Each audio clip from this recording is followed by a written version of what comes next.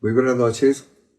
Si el canal de comunicación está funcionando, en este momento estamos retomando el en vivo ya en 2023.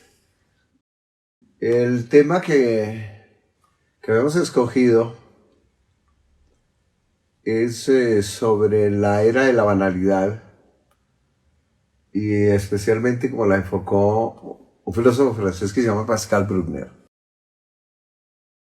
Él decía que la era de banalidad, que curiosamente tiene una historia muy larga, ya la miramos un poco. Esto no es un análisis exhaustivo ni mucho menos, pero dice que la época de la banalidad se caracteriza por tres cosas, tiene tres características fundamentales, que es la vulgaridad, la mediocridad y la insipidez.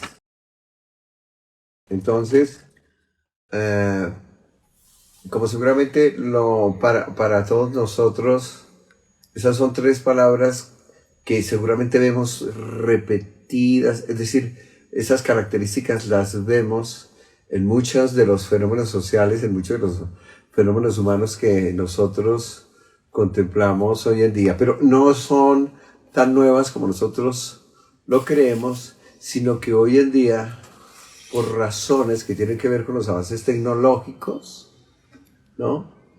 Esas tres características se han vuelto absolutamente notorias.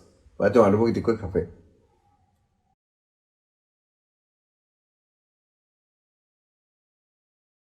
Pascal Bruckner, en este libro que se llama La Euforia Perpetua, es publicado en el 2004, nos enfoca el problema de la siguiente manera.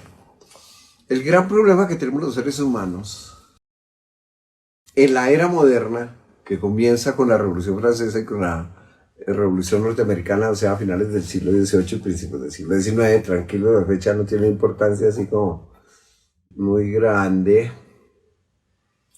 El gran problema al que nos enfrentamos los seres humanos es la idea o el concepto de la felicidad. Él nos dice que la felicidad es un aporte que hacen la Revolución Francesa de 1789, pero la Revolución Norteamericana, que curiosamente es anterior, porque es de 1776. Bueno, el caso es que esas dos revoluciones, lo dice él textualmente, repatrian la felicidad que duró toda la Edad Media, o sea, estamos hablando de 1000 años, que van del siglo V al siglo XV, son 1000 años, con el Renacimiento, pero son los revolucionarios franceses y norteamericanos los que vuelven a tomar la idea de la felicidad y la regresan a los seres humanos, porque durante esos 1000 años, toda la Edad Media, la felicidad no se concebía como algo propio de los seres humanos, sino que era un bien, era un privilegio del cual nosotros íbamos a disfrutar, pero una vez que ingresáramos al cielo. Y si no ingresábamos al cielo, no íbamos a conocer la felicidad. Es decir, la felicidad prácticamente era como un privilegio o un bien, un maravilloso bien, el más alto en la escala de los deseos humanos, prácticamente sobrenatural. Entonces, tan es así que regresa del cielo la felicidad, que precisamente en la constitución política de los Estados Unidos de Norteamérica, por primera vez en la historia de la humanidad, se consagra la felicidad como un derecho del ser humano. Si no recuerdo bien el articulado, la letra del articulado, pero dice exactamente: todos los seres humanos tienen derecho a ser felices. El ser humano tiene derecho a ser feliz. Que no pueda es otra cosa. Es decir, en ese sentido todos tenemos derecho a ser ricos, es decir, felices, alegres, contentos, prácticamente que son derechos, pero de ahí a que eso se pueda cumplir, corre demasiada agua por el río. La banalidad, según Bruckner, baja también del cielo porque todo se vuelve extraordinario. Es decir, el sentido trascendente que nosotros teníamos los seres humanos lo perdimos. Dios es decir, Dios deja de ser el punto de referencia absoluto y entonces se convierte el punto de referencia absoluto el Estado. El Estado es el que empieza a garantizar los derechos, ¿no?, civiles, derechos políticos, qué sé yo, todo lo que implica la gama de derechos, incluso el de la felicidad. Ocurre un fenómeno muy curioso a partir del siglo XX y particularmente después de la Segunda Guerra Mundial. Y es que, sobre todo en Norteamérica, todas las generaciones que se llamaban los baby, fueron los primeros niños verdaderamente privilegiados en la historia porque nacieron con una serie de privilegios materiales, absolutamente impensables, es decir, en los siglos pasados, sobre todo para lo que podemos llamar la población normal. Los grandes privilegios fueron disfrutados por sectores muy limitados, como era la aristocracia, y como en algún momento comenzaron a hacerlo los comerciantes. Pero eso era un privilegio más de casta, de clase, qué sé yo, que un privilegio, digamos, democrático que perteneciera a todas las personas, y eso comienza a darse en los Estados Unidos. Por primera vez todos los chinos tienen neveras completamente atestadas de comida. Pueden comer todos los dulces que quieran. Todos los norteamericanos, a partir sobre todo en los años 50, eso cobra una fuerza impresionante. Comienzan a tener bicicletas, ya los más jóvenes comienzan a tener carros. Las casas de los obreros tienen de a 2 carros, ¿no? Lo cual en esa época, ¿no?, para toda Latinoamérica, y para Latinoamérica es por supuesto Colombia. Aquí en Colombia el carro siguió siendo lujo incluso durante toda la época de los 70, del siglo XX. Mientras que en Estados Unidos, repito, los obreros tenían las neveras repletas de alimentos, tenían 2 carros, tenían casa propia, tenían maneras de divertirse, ¿no?, ya fuera en invierno o fuera en verano, sobre todo en verano, que era la época de vacaciones, en fin.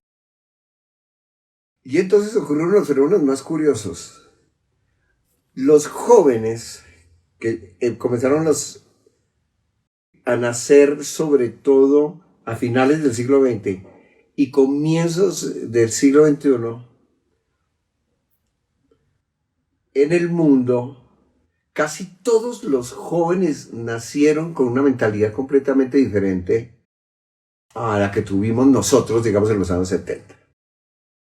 Y es que tenían no solamente el derecho, sino algo absolutamente peligrosísimo, porque es de 2 caras, no solamente el derecho, sino la obligación de ser feliz. Ya no es opcional. Usted tiene que ser feliz a las buenas o a las malas. Por ejemplo, cuando yo estaba pequeño, yo que soy un viejo, ya tengo 60 y pico de años. Cuando yo estaba pequeño, o incluso en la adolescencia, la idea de la felicidad a nosotros no nos perturbaba. Nosotros pensábamos que, realmente lo que más pensábamos era que pudiéramos como trabajar, y lo pensábamos desde muy joven. Por supuesto pensábamos que podíamos tener placeres como ir a fiestas. Pensábamos también, por supuesto, en el sexo, los viajes. Pero lo que más nos interesaba a los jóvenes es increíble. era trabajar. Yo recuerdo que cuando estábamos nosotros como de 12, 13 años, muchas veces en la época de vacaciones se abrían trabajos temporales para todos los chinos más o menos de 15, 16 para arriba, 16, 17, trabajos temporales. Y yo recuerdo que nosotros nos peleábamos por trabajar, porque particularmente para las clases medias, ¿no? Y medias abajo, el dinero era absolutamente escaso. Y la idea de trabajar nos parecía fantástica, pero trabajar en lo que fuera, ¿no? Cargando, generalmente había mucha mensajería que la hacían a pie o en bicicleta, de coteros en los depósitos, en fin, vendedores en los almacenes. Pero el trabajo era una cosa que nosotros queríamos hacer. ¿Por qué? Porque sencillamente si uno trabajaba se ganaba un poco de plata.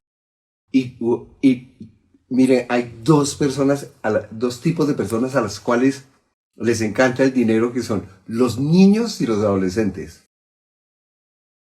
Porque lo pueden gastar, nosotros no nos dábamos cuenta, pero los niños y los adolescentes cuando tienen dinero, lo pueden gastar de la manera más rica que podría gastarse el dinero, y es en lo que a uno se le dé la gana.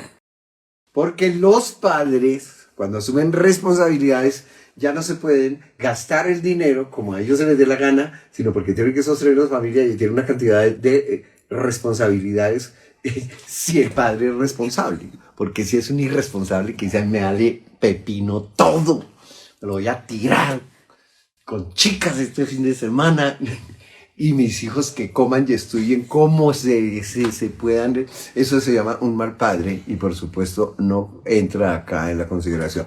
Entonces los padres normalmente dejan de divertirse muchísimo para poder sufragar los gastos de sus hijos. Bien, entonces la banalidad comienza a darse sobre todo a finales del siglo XX.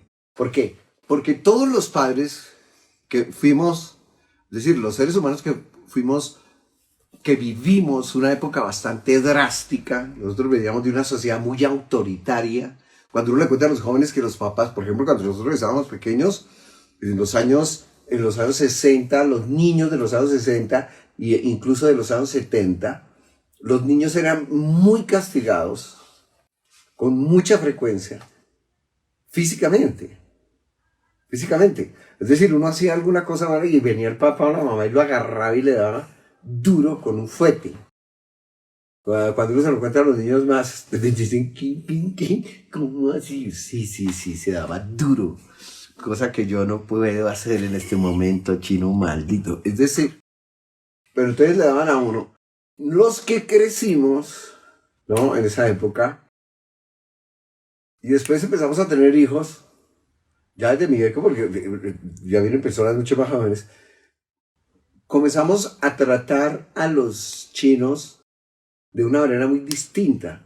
Fue cuando se metió el cuento de que a los chinos no se les podía, digamos, presionar demasiado, queda prohibido el castigo físico.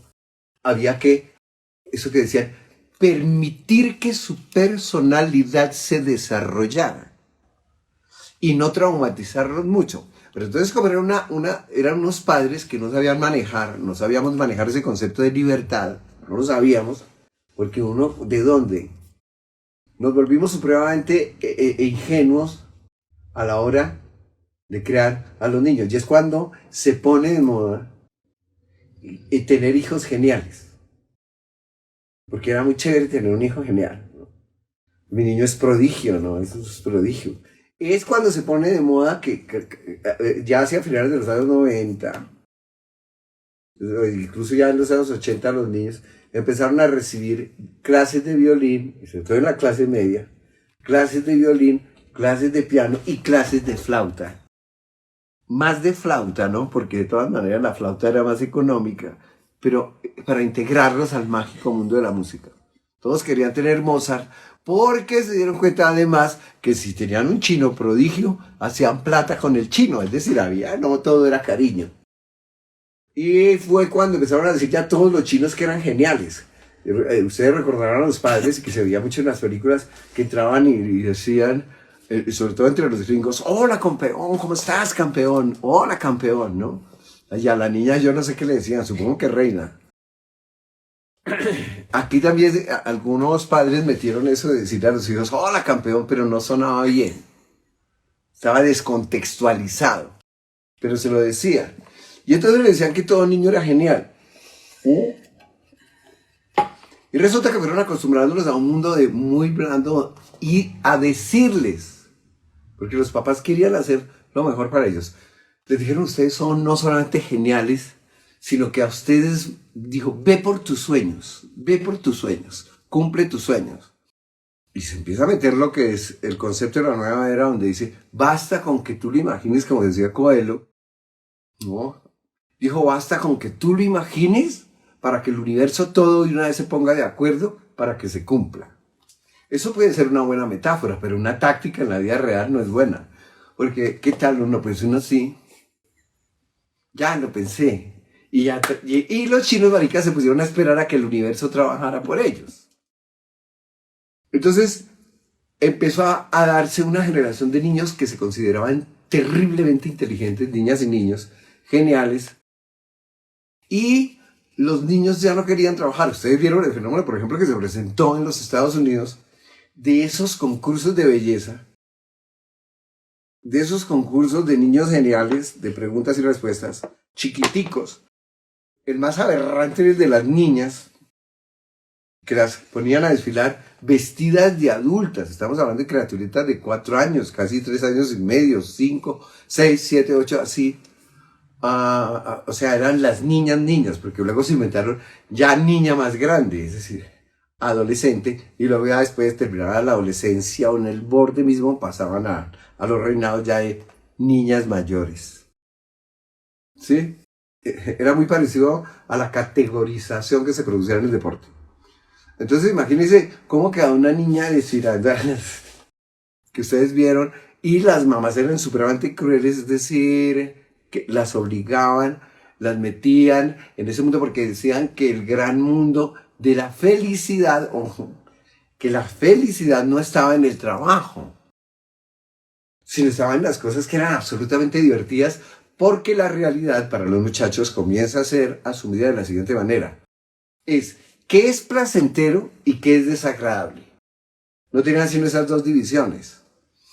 Y es cuando se pone a ser de moda ser artista, se pone muy de moda. Todos querían ir al baño con alfombra roja. Y como los padres les habían asegurado que eran geniales, a las niñas y a los niños, pero geniales, y se lo hacían creer porque el público con que contaban era el papá, la mamá, las tías, las abuelas, la familia, pues todo el mundo le llevaba las ideas a los chinos, ¿cierto? Cuando se enfrentaban a la realidad, se producían esos traumas.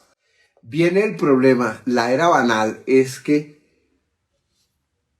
solo queremos ser felices, ¿no? Póngale cuidado. Nosotros queremos ser felices, decían ellos, empieza una gran generación de muchachos a decir, nosotros queremos ser felices todo el tiempo. Y entonces se quejaban.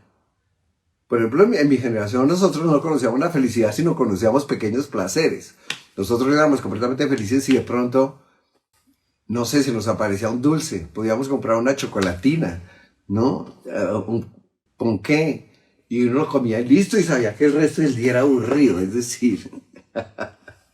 Pero el aburrimiento nos hacía crear cosas, y de una manera muy espontánea, donde fuera. Éramos más gaminosos, pero estábamos más cerca de la realidad. Y como los papás siempre nos decían, no había mucho consentimiento.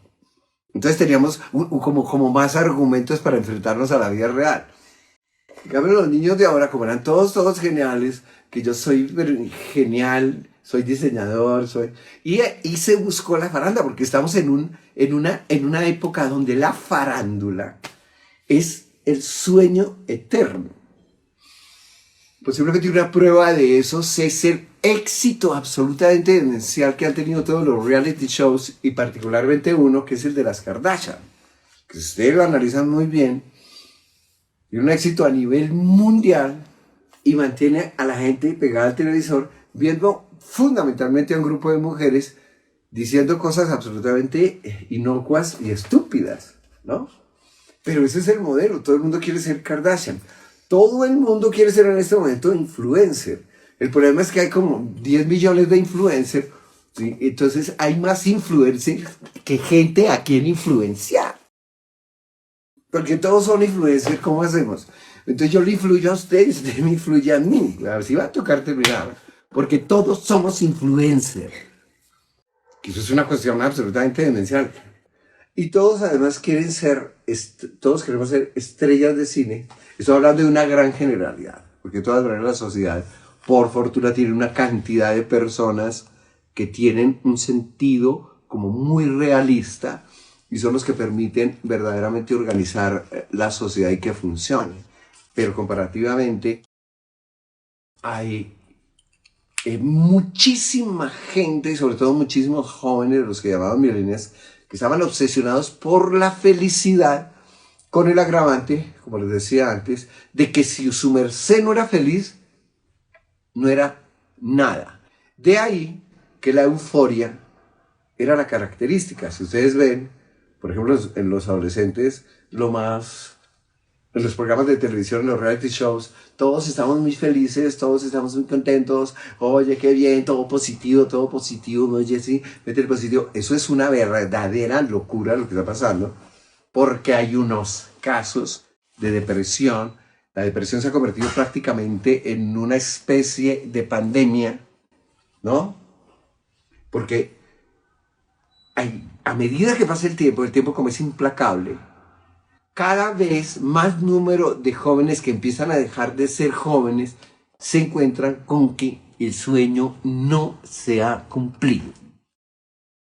Y entonces se sienten estafados, se sienten engañados, se sienten frustrados frente a un universo que no les brinda además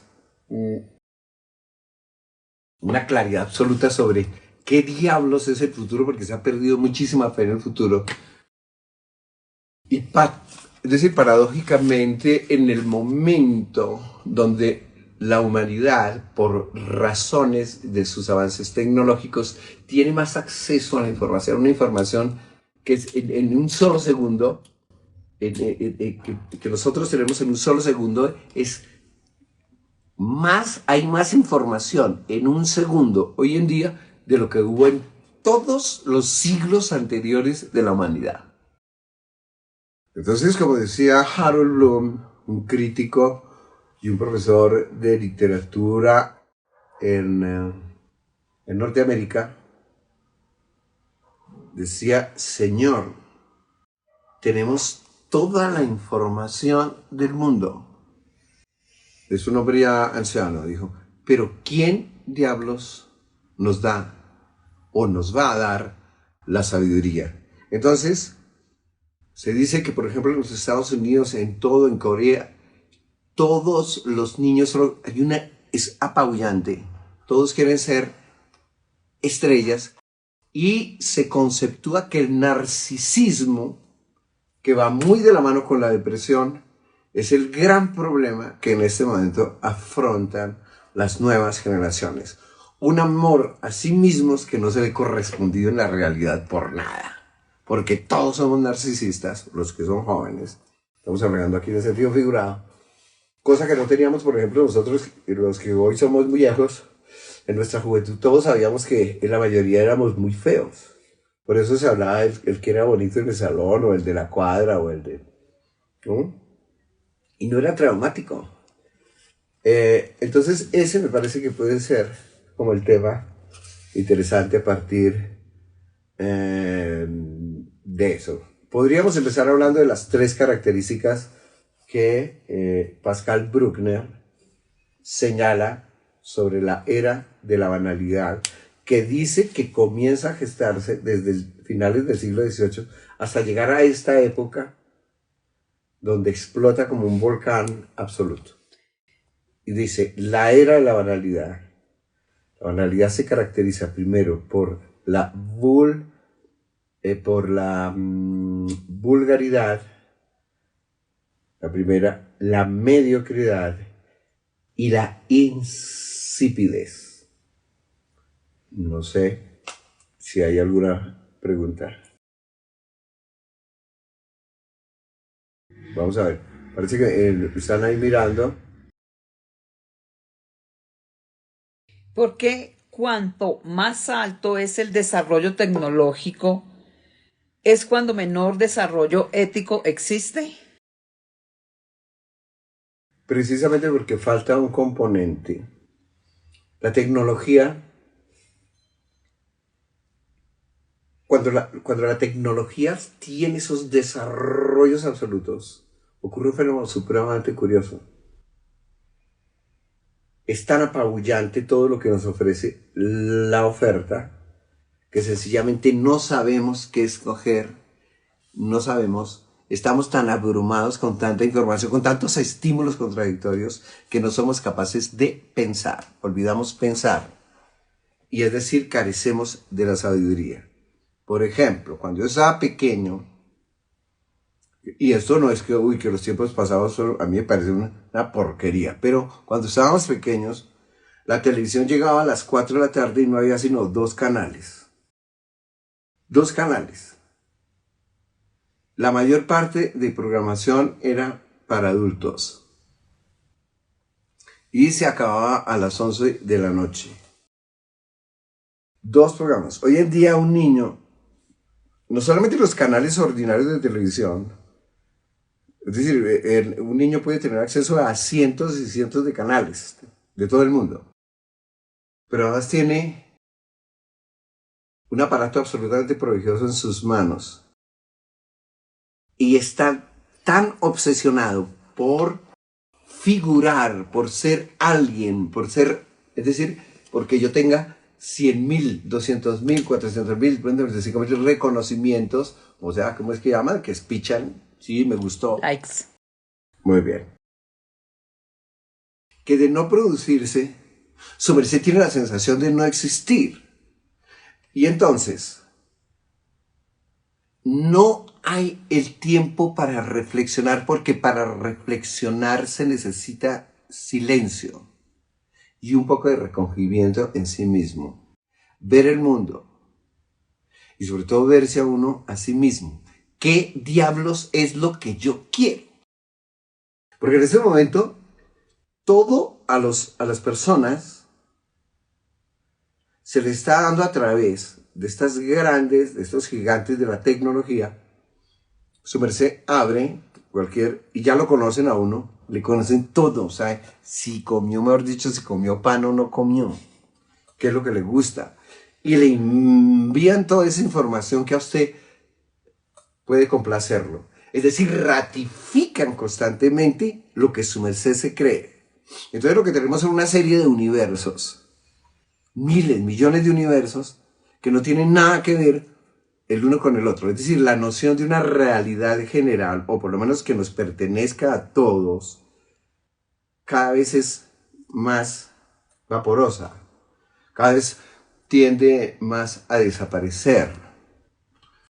Y entonces es cuando menos sabemos quiénes somos.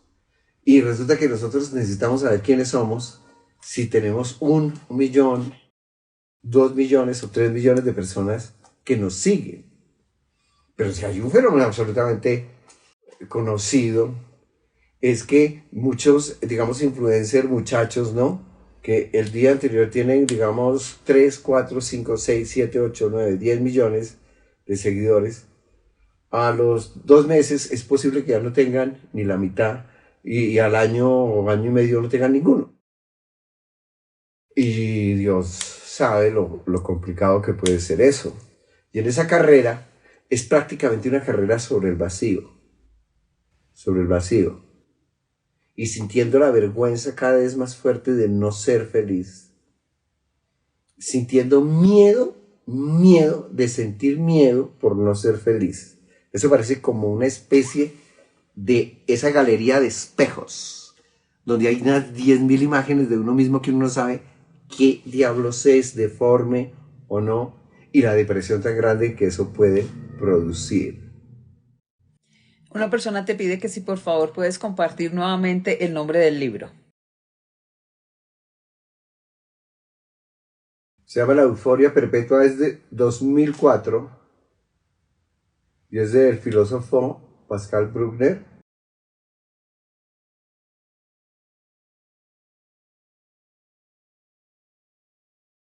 Es de una editorial española, traducida, tiene una muy buena traducción.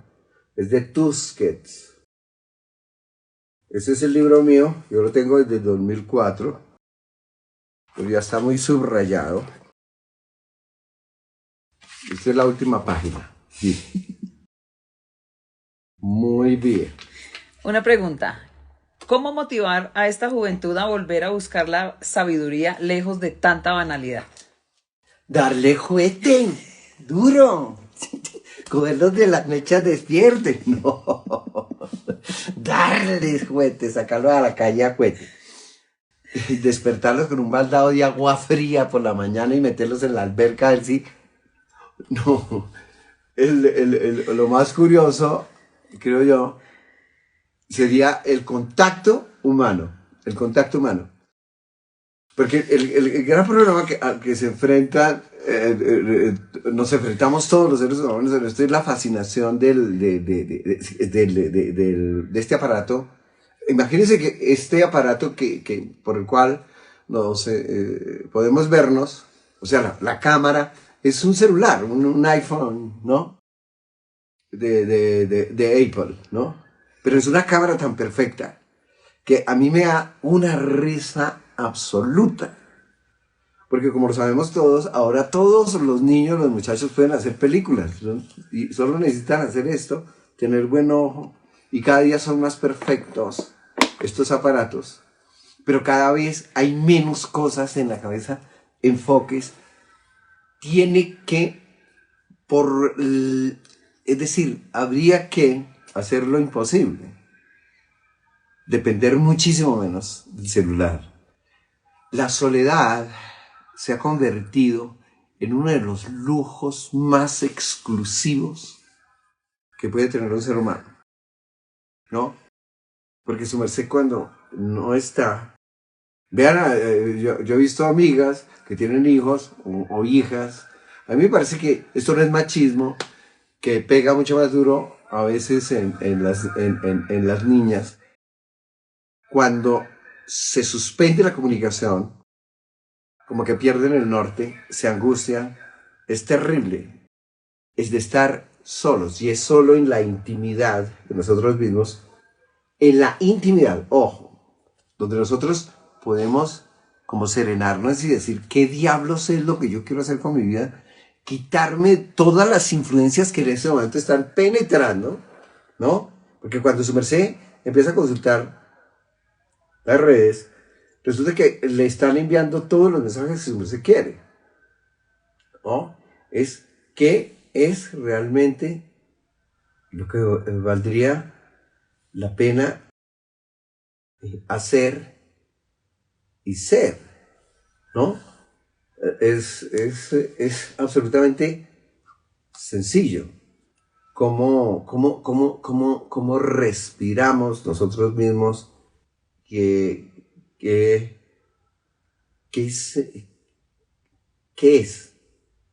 lo que yo realmente quiero, es decir, cómo dejo de obsesionarme por mí mismo, por mi imagen, porque se me devuelva. Es decir, diré que lo más complicado es que ya las personas no hablan y la comunicación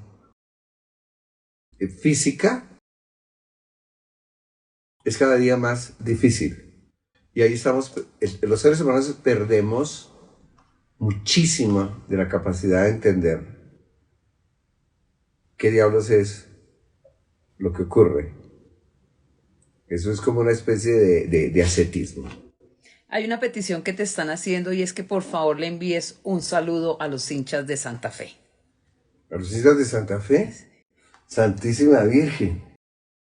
Por ejemplo, los hinchas de Santa Fe es una recorderis de que no hay que perseguir la belleza al extremo, ni la perfección, ni el glamour, ni nada, sino que aún siendo ñero se puede existir, y posiblemente de una manera más auténtica.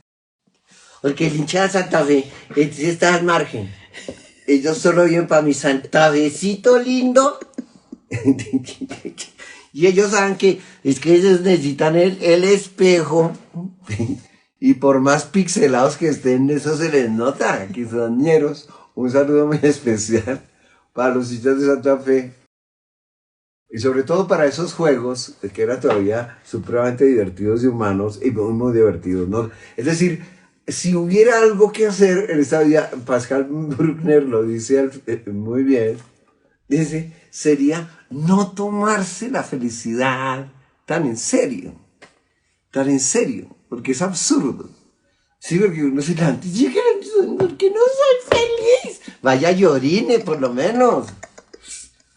Antes de empezar a joder ya. Porque los chinos los malcriaron. Y yo sí creo que es falta de juguete en el mejor sentido de la palabra, decirle, a ver, no, que es que yo quiero ser actor. A ver, chino marica, me va a explicar por qué es lo que entiende, por qué le gusta, porque lo que quiere son las fiestas interminables en Hollywood, con el torso de arriba en la limusina, así, con el aire y pasándolo. Resulta que eso no es así. Pero lo de los hinchas de Santa Fe, me parece que eso es un estímulo para ver la realidad. Sobre todo cuando van entrando al estadio. Uy, Dios mío. No, mentiras, un abrazo a todos mis amigos de Santa Fe que siempre me están molestando constantemente para que diga barbaridades de ellos. Uy, Dios santo. Bueno. Dice, todos caminamos hacia el anonimato, solo que los mediocres llegan un poco antes. Dice alguien que eso lo dice Jorge Luis Borges. ¿Qué opinas al respecto? Sí, claro. El anonimato es mire, cuando uno piensa que dentro de, como decía alguien, pasan 200, se calcula que, por ejemplo, los más gamines dicen que dentro de 200.000 años es posible, no existen, es posible que no exista ni siquiera la Tierra. Es posible que ni siquiera exista el sistema planetario que gira alrededor del Sol y que lo compone el Sol como su centro, ¿no? Todo eso, por eso el concepto de eternidad y de inmortalidad y juventud eterna es bastante ilusorio. Es muy interesante como para medirnos y conocernos como nosotros. Pero lo que nos tiene más jodidos es exactamente esa palabra que su merced ha empleado, anonimato. Dios mío. La gente le tiene pavor a ser anónimo. Dice que, o sea, que no lo conoce, que no aparece en la red, que no tiene sino un seguidor, ¿no? Porque yo conozco influencers que solo han podido influir, y es en la mamá que le dice, apague eso ya. Hay muchísimos influencers de eso, ¿no? O que no tienen sino dos. Hay una locura absoluta. El anonimato es increíblemente algo muy hermoso. Nunca olviden que las personas, o sea, personas que han sido demasiado, que llegan, que conocen el éxito, tal vez las más inteligentes han buscado el anonimato total para volver a sentirse ellos mismos, ¿no? Esto parece increíble, pero es cierto. Lo más hermoso es cuando su merced se siente a veces completamente solo, anónimo, en un paisaje, o cuando camina solo, porque uno empieza, tiene que oírse, porque estar solo no es estar metido en una pieza con el celular, o con eso, o ir por la calle que así, o con los micrófonos, no. Y por supuesto la mediocridad sí. Lo más terrible es que los que buscan de una manera mediocre la supernotoriedad, son los primeros que desaparecen. Porque en el juego tan terrible, esto parece un partido de fútbol, solo aguanta el mejor equipo, solo aguantan los que tienen la mejor estrategia, la mejor táctica, y siempre la mejor táctica es uno mismo, uno. Es decir, saber quién diablos soy yo, no lo que digan los otros. Es increíble lo que digan los otros. Pues yo no soy porque aparezca en 200.000 o 100.000, no. Es absolutamente esencial preguntarse, sentirse y decidir libremente. Pero para decidir libremente uno tiene que estar completamente despegado de influencias que uno considera. O sea, yo no sé cuántas niñas andan zombies viendo, por ejemplo, las Kardashian, no tengo, o persiguiendo a Paris Hilton, todo lo que hace Paris Hilton, ¿no? Y algo muy importante, yo les decía que la intimidad es valiosísima, pero es lo que menos vale hoy en día. Todos hacen lo imposible por exponer su intimidad, pretendiendo ser irreverentes y directos y atractivos, pero todo el mundo está, hasta Shakira sacó una canción, ¿no? Donde se pone a agarrarse así como en cualquier inquilinato, porque eso es así, una pelea de esposos, le sacó todos los trapos, ¿no? Porque le dijo, sí, dijo, ¿usted qué hace ahí con ese Casio? Mire, yo tengo el mismo ¿qué hace con ese Casio? Cómprese un Rolex. ¿Qué hace andando en un carrito pequeño europeo? Si es que en Europa, cuando está en Europa, lo único que funciona son carros pequeños. Sobre todo en las partes más importantes. La intimidad no existe. O cuando dice, y me fuera eso me dejó a la suegra ahí al lado. A ver, Shakirita, cálmese. Sí, eso, sacar mi intimidad, una pelea que era entre dos, la vuelve universal y como dice, las mujeres ya no lloramos, sino que facturamos. ¿Y eso qué diablos significa? ¿Cómo ves las relaciones en esta época de la banalidad? Son extraordinariamente, yo no sé, yo nunca he pensado que los seres humanos, digamos, hayamos progresado mucho, en mi época, los jóvenes creo que nos conocíamos menos profundamente que hoy en día, ¿no? Yo pienso es que es un momento muy importante y donde sí se tienen instrumentos y avances maravillosos. Por ejemplo, los jóvenes de hoy tienen, es decir, han reducido mucho, sobre todo lo que es las clases medias, han reducido muchísimo riesgos completamente innecesarios como el de la sexualidad. O sea, son jóvenes, desde niños se los prepara muy bien para evitar problemas que son completamente innecesarios, ¿no? Y los niños hablan más entre ellos, es increíble, hablan más entre ellos, pero el problema es que el tipo de diálogos que se sostienen cada día, y es en cierto sentido inevitable, es más inocuo. Es decir, que yo te mando 3 caritas, tú me mandas 2 caritas, esto, por Dios. De manera tal que el conocimiento entre las personas, póngale cuidado que eso va a ser ultra valioso en los próximos años, las personas que llegan a conocerse profundamente con otra persona, y para tal tiene que conocerse mucho a sí mismo, ¿no? Van a tener un inmenso poder frente a las demás. Es decir, es como si, acuérdense la imagen de Matrix, la película esta de finales del siglo XX, con Keanu Reeves, que esa fue tan impactante la película, ¿no? Precisamente porque nos dijo, nosotros estamos viendo espejismos. La mirada puede ser muy dura, pero vivir mirando la realidad produce una enorme satisfacción. No es, mire, la felicidad nos la han metido aquí y sobre todo la euforia. Todos somos felices, aparecen ancianos para promover, no sé, unos jugos y todo el mundo anda así. Resulta que eso nunca ocurre en la puta realidad. Todos queremos estar en Ibiza brincando y ahora pum, pum, pum, pum, pum, pum, pum, pum, pum, pum, pum, pum, y no parar de sonreír y decir, ojo, qué chévere, oye, esto... No, calma. Mire, es que la realidad es tan interesante, que lo menos interesante es ser feliz. ¿Qué opinas de los humoristas que caen o aprovechan la banalidad para facturar? Yo pienso que eso se ve en el producto. Tiene uno que observarlos con los ojos muy abiertos y el trabajo mismo de ellos dará la respuesta. Hay otra cosa.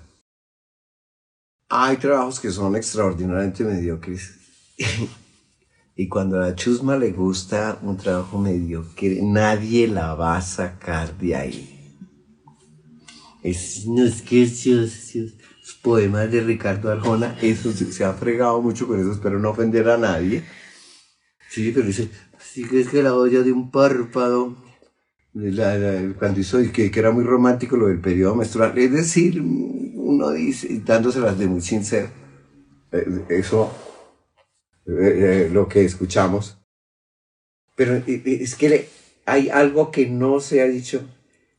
La decisión de ser inteligente depende directamente de uno y de ser libre. Pero si su merced está atado a un sistema y cree en ese sistema, que es el que lo está a usted manejando, pues va a ser absolutamente difícil.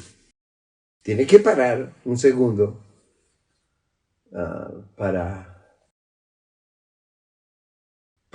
en verdad sentirse ser humano, que eso puede ser muy divertido. Y la diversión no es la felicidad, ¿no? La diversión es muy rica. Ya digamos que como la última pregunta y para cerrar, si lo menos importante es ser feliz, ¿cuál entonces consideras que es el propósito de la vida? Es muy sencilla. Ser un ser humano. Cuando su merced deja de perseguir la felicidad obsesivamente, como el objetivo, nada. Resulta que la felicidad no es un objetivo serio. Uno realmente siente, podríamos decir que sentimos momentos de felicidad cuando pasa algo. La felicidad siempre es por algo que pasó. Por ejemplo, cuando su merced se mete a hacer un proyecto o a hacer una tarea o cumple o hace algo muy personal, muy suyo, siente un enorme placer y se da cuenta que su merced puede hacerlo auténticamente, sinceramente, y eso que su merced hace bien, automáticamente va a replicar en otros, sobre todo las personas que lo rodean. Es importante y es maravilloso que los seres humanos podamos hablar y podamos sentir. De ahí que a mí personalmente, películas como Rápido y Furioso, pues sí, es una cosa que uno ve de pronto una vez en la vida, pero son 8 veces ya hay cultores de Rápido y Furiosos. Hay 10, imagínense. 10. Y cada vez el problema es que es básicamente un poco de guaches que son groserísimos, maleducados, analfabetas, torpes, violentos, disparan, son rateros, son asesinos. Una confusión bastante estúpida, parece una confusión política acá en Colombia. Entonces, todo eso hay que quitarlo, hay demasiada basura, ese es el gran problema que nosotros tenemos, estamos inundados de muchísima basura. Y hay una palabra que se va a tener que cuestionar muchísimo, pero que se va a caer sola, que es lo influencer. Ay, Dios mío, todos son influencer. Yo vi a una señora que quiere ser influencer a través del ERPO. Por ahí la vi apareciendo, digo que sí. Porque ella dice que le va a echar que unas esencias al ERPO que va a volverlo místico. Señor Jesucristo, protégenos. Bueno, creo que ya terminamos. Sí, ya te puedes despedir y tenemos en 15 días. Bueno, ha sido un verdadero privilegio el poder estar aquí echando chácharo con las personas. Dentro de 15 días vamos a hablar de una cosa muy interesante que se llama el noviazgo y el romance en los años 70, es decir, cuando yo era un adolescente, y lo vamos a comparar con los romances de las adolescentes a alturas de 2023. Que es un tema que sin lugar a dudas es supremamente interesante, en verdad. Y entonces solo me resta despedirme de ustedes, desearles que tengan una feliz y verdaderos sueños, ¿no? Y cojan ese celular y empiecen a influenciar a alguien. Hay una última pregunta que te están mandando y que dice, la banalidad volvió desechables las relaciones, y creo que tienes como 2 minutos para poder cerrar el capítulo. Es lo primero que ocurre. Esa pregunta es muy interesante. La banalidad no solamente vuelve desechable las relaciones, sino que vuelve desechable total la vida. Y algo que es muchísimo más grave y secuela.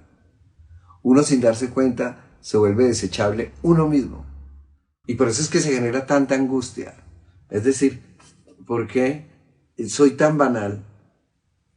Que cuando no empiezo a tener el reconocimiento externo que me dicen, oye, pero es que eres fantástico, eres cool, eres pasadizo, y no lo tengo, siento que desaparezco, que soy desechable, que no soy indispensable para nadie. Pero cuando su merced parece esto de viejito, y es de viejito, pero el que se